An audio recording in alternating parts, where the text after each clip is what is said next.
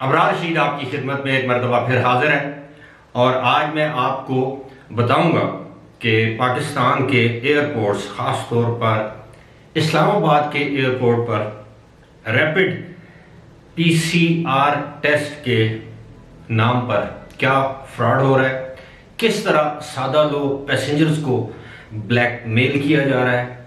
अगर आप में से कोई शख्स इस तरह की सूरत हाल से दो चार हुआ है या गुजरा है तो आपसे मेरी दरख्वास्त है, ना सिर्फ कमेंट सेक्शन में आप अपने कमेंट्स भेज सकते हैं बल्कि आप मुझे ईमेल करें, क्योंकि दो तीन मेरे मेहरबान हैं जिन्होंने हाल ही में पाकिस्तान, ख़ास तौर पर इस्लामाबाद से यूएई का सफ़र किया। और अब मैं ये नहीं बता सकता, ज़ाहिर है मेरी कुछ इखलाकी हदूद और क़यूद भी हैं कि किस एयरलाइन से सफ़र किया, लेकिन हुआ ये है कि उनके साथ एक फ्रॉड हुआ। फ्रॉड क्या हुआ? ब्लैकमेलिंग आप इसे कह सकते हैं। इस खबर पर मैं आपको मुकम्मल तौर पर आगाह करूंगा कि इसका तरीका वारदात क्या है, लेकिन पहले एक इंतहाई अफसोसनाक खबर यह है कि तमाम पाकिस्तानियों का सर उस वक्त फ़ख्र से बुलंद हो गया था जब हमारे वज़ीर आज़म ने एक आम से कोई नशरियाती अदारे को, वेब बेस्ड नशरियाती अदारा था, उसको इंटरव्यू देते हुए ये कहा था एब्सोल्युटली नॉट, हरगिज नहीं। उनसे सवाल किया गया था कि क्या पाकिस्तान अमेरिका को अड्डे देगा, जिसके जवाब में वज़ीर आज़म ने कहा था कि एब्सोल्युटली नॉट, यानी हरगिज नहीं। अब सूरत हाल ये है कि इंतहाई मोतबर नशरियाती अदारे CNN ने यह खबर दी है, तहकीकात पर मबनी ये खबर दी है, अपने ज़राए को कोट करके ये खबर दी है कि पाकिस्तान के साथ अमेरिका के मुज़ाकरात जारी हैं और ये मुज़ाकरात नतीजा खेज़ होंगे अमेरिका के हक़ में, क्योंकि असूली तौर पर पाकिस्तान अपनी चंद शराइत मनवाने के बाद इस बात पर रजामंद हो गया है कि पाकिस्तान अमेरिका को अपनी एयर स्पेस यानी फ़ज़ाई हदूद इस्तेमाल करने की इजाज़त देगा। ये फ़ज़ाई हदूद कोई मुसाफिर तैयारों के लिए नहीं बल्कि जंगी तैयारों के लिए, ड्रोन जिसके ज़रिए हमले किए जाते थे माजी में, ना सिर्फ अफ़गानिस्तान में बल्कि पाकिस्तान के कबायली इलाकों में, और वो ड्रोन जो कि जासूसी के लिए इस्तेमाल होंगे, और वो जासूसी के जहाज़ जो कि इंतहाई ज़्यादा बुलंदी पर प्रवास करते हैं और आम तौर पर ये जो तरक्की पजीर ममालिक हैं उनके रडार उनको डिटेक्ट भी नहीं कर सकते, लेकिन पाकिस्तान के पास तो ये टेक्नोलॉजी मौजूद है।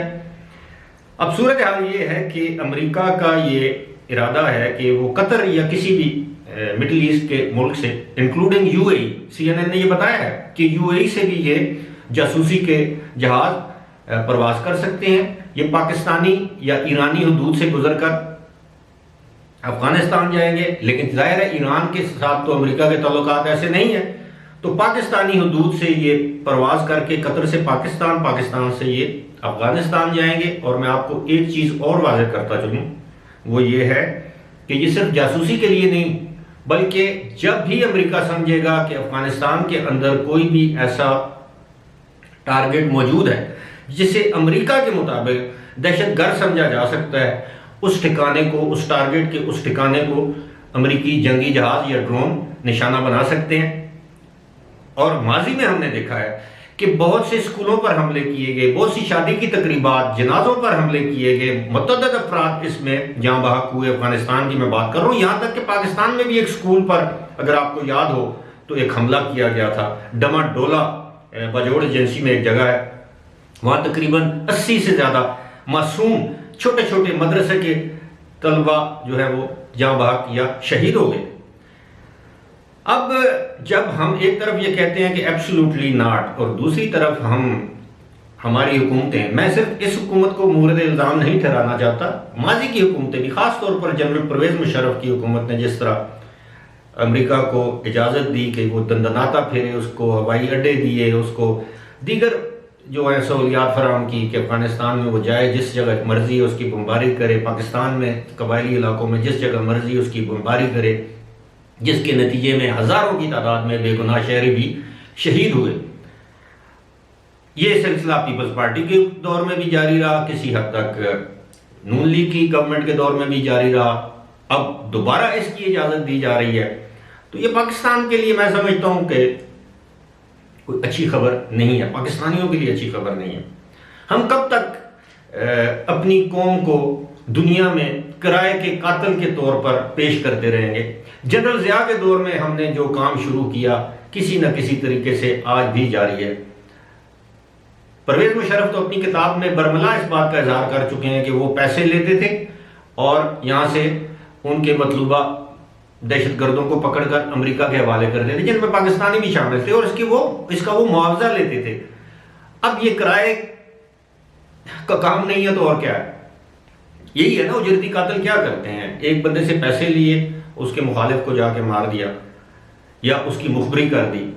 तो ये सूरत हाल बड़ी ही मैं समझता हूँ कि अफसोसनाक है। उम्मीद है हुकूमत पाकिस्तान के जो आलमी और इलाकाई मफादात हैं, दाखिली जो सलामती के तकाजे हैं, उनको मलूज़ खातर रखेगी और ये फैसला करने से पहले कम से कम पार्लियामेंट को एतमाद में लिया जाएगा। ऐसा ना हो कि खुफिया तरीके से हम अमेरिका को ये इजाज़त दे दें और एक मरतबा फिर वो तालिबान जिनके हम गुण गा रहे हैं आजकल, वही तालिबान हमारे खिलाफ हो जाएं।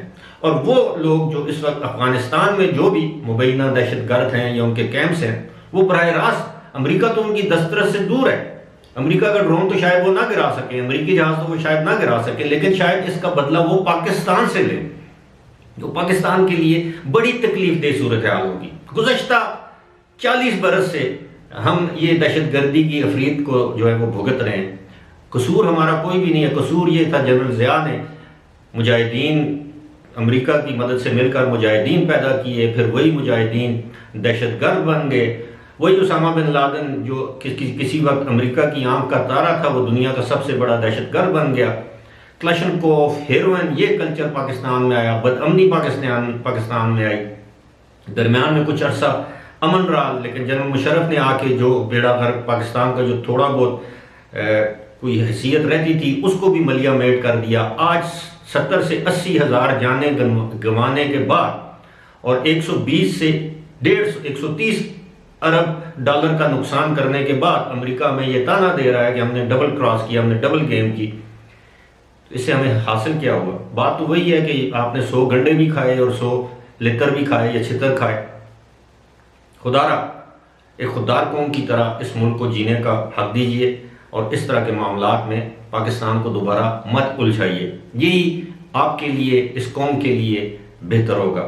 अब आते हैं जनाब वो उस फ्रॉड की तरफ जो पाकिस्तान के मुख्तलिफ एयरपोर्ट्स पर जारी है, लेकिन चूंकि मेरे पास जो खबर है, तस्दीक शुदा खबर है, वो है इस्लामाबाद एयरपोर्ट की। इस्लामाबाद एयरपोर्ट पर आपको मालूम है कि रैपिड PCR टेस्ट किया जाता है और 1 या 2 लेबॉर्ट्रीज ऐसी हैं वो जानबूझकर दानिस्ता तौर पर आपके PCR टेस्ट को नेगेटिव की बजाय रैपिड PCR टेस्ट को एयरपोर्ट पर जो किया जाता है, जिसकी 6,500 शायद कीमत है या फीस है, वो टेस्ट जानबूझकर उसको पॉजिटिव कर दिया जाता है।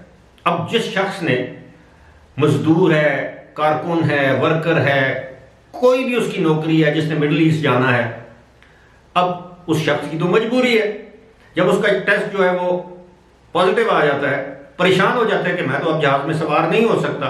उसी लेबॉर्ट्री के टाउट जो कि सिविल एविएशन में भी हैं, जो कि मुख्तलिफ एयरलाइंस में भी काम करते हैं, उसमें पोर्टर भी हैं, वो आपके पास आएंगे, आपको कहेंगे जी क्या मसला है, आपका टेस्ट पॉजिटिव आ गया।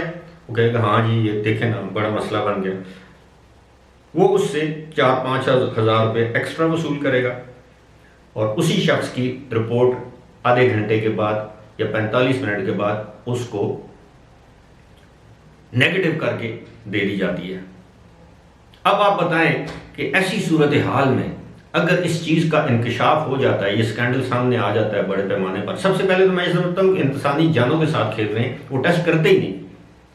और मेरे ज़राए ये बताते हैं कि उनके पास ये सहूलियात ही नहीं है, वो इक्विपमेंट, वो गैजेट्स, वो इंस्ट्रूमेंट्स ही नहीं है, वो मशीनरी वो है ही नहीं उनके पास, वो टेक्नोलॉजी नहीं है एयरपोर्ट पे वो कर सकें। लेकिन चूंकि उन्होंने किसी के हाथ रंगे होंगे, कुछ दे दिलवा के उन्होंने वो परमिशन हासिल कर ली एयरपोर्ट पर टेस्ट करने के लिए। मैं ये सारी लेबॉर्ट्रीज का जिक्र नहीं कर रहा, 2 लेबॉर्ट्रीज ऐसी हैं, उनका भी मैं जिक्र नहीं कर रहा, जो बिल्कुल सही मेरिट पर 100% दुरुस्त टेस्ट कर रही हैं, लेकिन 1-2 लेबॉर्ट्रीज ऐसी हैं जो इस धंधे में मसरूफ हैं। अब आप मेरी बात समझ रहे होंगे कि जानबूझ के आपका टेस्ट जो है वो पॉजिटिव किया जाता है, पैसे लेने के बाद, एक्स्ट्रा पैसे लेने के बाद, 4-5 हज़ार रुपये लेने के बाद आपका टेस्ट फौरी तौर पर नेगेटिव कर दिया जाता है, ताकि आप एयरलाइन के अमले को दिखाएं और जहाज में सवार हो सकें। अब इससे बड़ी ज्यादती और क्या हो सकती है? और ये आपको मालूम है कि एयरपोर्ट पर कितनी एजेंसीज होती हैं? यानी आपको तो नजर आ रही होती है ना कि जी वहां पर पुलिस है, एयरपोर्ट सिक्योरिटी फोर्स है, FIA है, FIA के भी आगे विंग्स हैं, कस्टम्स है, लेकिन इसके अलावा भी एजेंसीज होती हैं। वहां पर स्पेशल ब्रांच के बंदे होते हैं, वहां पर मिलिट्री इंटेलिजेंस के बंदे होते हैं, वहां पर ISI के बंदे होते हैं, वहां पर इंटेलिजेंस ब्यूरो के बंदे होते हैं, खुफिया एजेंसियों के नुमाइंदे भी या जो अहलकार हैं वहां पर मौजूद रहते हैं, हर वक्त मौजूद रहते हैं, उनकी ड्यूटीज होती हैं वहां पर। लेकिन इसके बावजूद ये धंधा जारी है। अब गिला करें तो किससे करें? मुझे उम्मीद है कि अगर किसी के साथ इस तरह का कोई वाकया हुआ है तो प्लीज आप कमेंट सेक्शन में जरूर शेयर करें कि लोगों को एहसास हो, पता चले कि उनके साथ किया क्या जा रहा है। मैं तो खुद जाऊंगा इंशाल्लाह एयरपोर्ट, मेरी कोशिश होगी मैं वीडियो भी बनाऊं, मेरी कोशिश होगी मैं अगर वहां पर मुझे उस इलाके में कैमरा इस्तेमाल करने की इजाजत दी गई तो इंशाल्लाह मैं वीडियो भी बनाऊंगा। लेकिन हमारा अलमिया ये है, हमारे एयरपोर्ट पे अंदर दाखिल हो तो वो कहते हैं जी कैमरा ऑफ कर दें। हाँ, लाउंज में जब वेटिंग लाउंज में आए तो वो आपको आप कैमरा इस्तेमाल कर सकते हैं, लेकिन कुछ ऐसे मराइल हैं जहां पर आप कैमरा ऑन नहीं कर सकते। बहरहाल मेरी कोशिश तो होगी, लेकिन आप भी अपने तौर पर जो आपका फरीजा है आप उसको अदा करें, जो मेरा फरीजा है या फर्ज है वो मैं अदा करता रहूंगा। फिलहाल इसी के साथ मुझे दीजिए इजाजत।